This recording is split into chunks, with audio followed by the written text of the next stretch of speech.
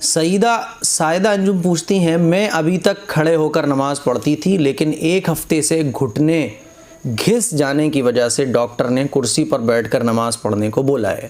مجھے بالکل بھی سیٹسفیکیشن نہیں ملتا لیکن مجبوری ہے، کرسی پر بیٹھ کر نماز پڑھنے سے نیند بھی بہت آتی ہے، کئی بار تو مجھے دوبارہ نماز پڑھنا پڑتی ہے۔ مفتی صاحب میری نماز کا اجر بہت کم ملے گا؟ نہیں، آپ کو اجر زیادہ ملے گا کیونکہ آپ نماز نہیں چھوڑ رہی ہیں۔ پریشانی ہے لیکن اللہ کی محبت میں آپ نماز نہیں چھوڑ رہی ہیں۔ اللہ کو یہی تو پسند ہے کہ بندے کو درد ہو رہا ہے، تکلیف ہو رہی ہے، پرابلم ہو رہی ہے، لیکن اللہ کی یاد میں وہ اس تکلیف کو بھی برداشت کر رہا ہے، اس پرابلم کو بھی برداشت کر رہا ہے۔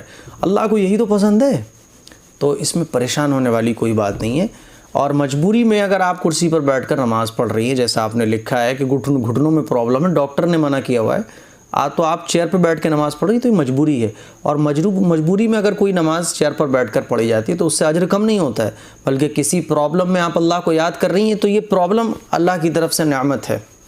کہتے ہیں نا بیماری رحمت بھی ہے اور بیماری زحمت بھی ہے، تو کون سی بیماری زحمت ہے؟ کون سی بیماری اللہ کی طرف سے عذاب ہوتی ہے؟ وہ بیماری جس میں آپ اللہ سے دور ہو جائیں، عبادت سے دور ہو جائیں۔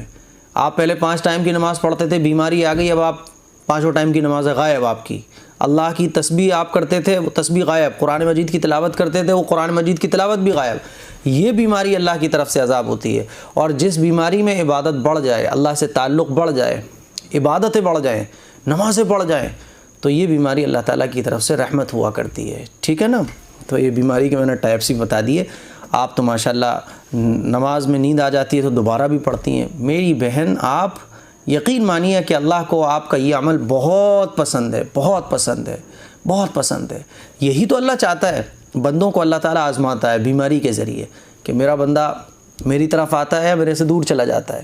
جو بندہ اللہ کے قریب جاتا ہے تو اللہ تعالیٰ اس کو پیار سے دیکھتا ہے، پیار کی نظر اس پر فرماتا ہے، رحمت کی نظر فرماتا ہے۔ اور یہ دیکھتے ہیں نا ہم لوگ دیندار لوگوں پر زیادہ پرابلمس آتی ہیں، تو اس کے بارے میں حضور علیہ الصلوۃ والسلام کی حدیث ہے، ان اشد الناس بلاء الانبیاء ثم امثل فامثل، کہ سب سے زیادہ آزمائشیں اور مصیبتیں انبیاء پر آتی ہیں، اور پھر جو انبیاء کے سب سے زیادہ قریب ہوتا ہے ان پر آزمائشیں اور مصیبتیں آتی ہیں۔ تو دینداری کے راستے میں تو یہ مصیبتیں آزمائشیں تو لگی رہتی ہیں، ان آزمائشوں پر ہی تو اللہ تعالیٰ جنت میں اونچے مقام عطا فرمائے گا، ٹھیک ہے؟ تو پریشان ہونے کی کوئی بات نہیں ہے۔